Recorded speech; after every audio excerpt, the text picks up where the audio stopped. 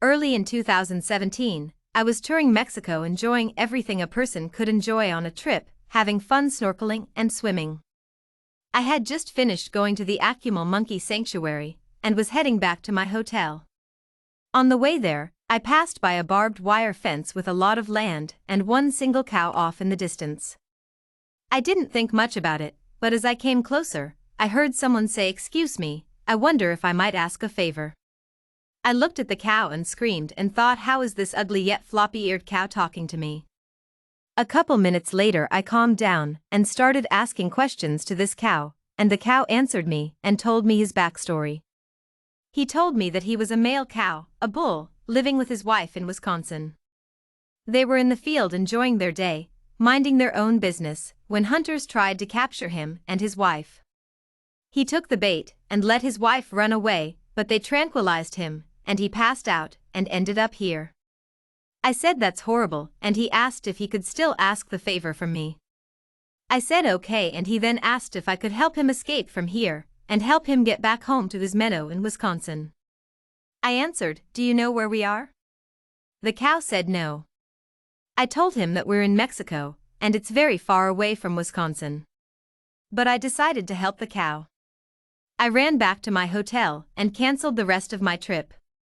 I then told the hotel management that my wife is stuck in some wires and asked for wire cutters. Once I got back to the cow and cut him out, he thanked me and we started our trek to Wisconsin.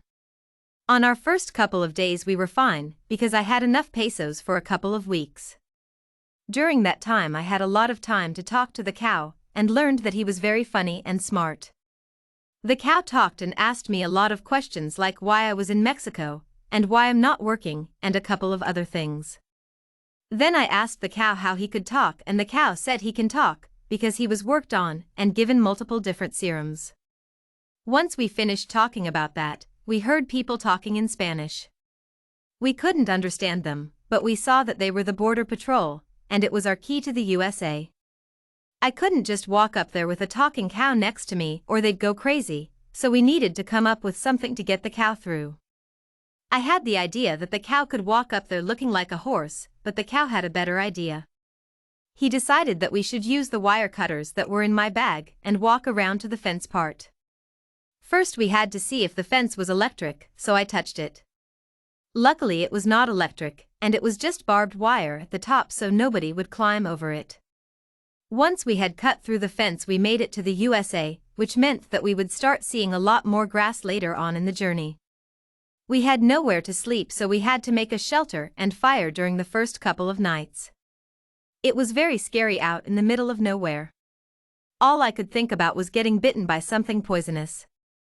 We had finally made it to Texas, and I was feeling very tired and didn't want the cow to be alone on this adventure.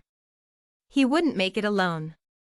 After we made it through the first night in Texas, we continued our trek, and we made our way to Brownsville, Texas. With my final bit of money, I bought some food for me and some oats for him. We were both hungry, but I knew that soon we would get out of this desert and find some grass for him to stock up on. We're halfway through Texas and we start seeing some grass. Once the cow saw that, he started chewing like crazy, eating all of the grass he could find. But something good and bad happened. We ran into a river. The good thing about this was I could try and fish, but the bad thing is that we are going to have to cross it. I found some string on the ground and also found an aluminum can and ripped a piece of it off and put it on the string. I then casted it into the water hoping that I would get something for me. While I was fishing, the cow decided to eat as much grass as he could. The cow was stuffed with all the food he had eaten, but I had not caught any fish at all, so I was a little bit hungry. The cow heard me, saw we would have to cross the river, and told me no, we can't cross it. I said there is no way around it. He then sighed and said okay, we can cross it, but we need to go to the point that has the lightest current. I decided to say okay and agreed with him, and then we walked for about an hour to the place that has the lightest current.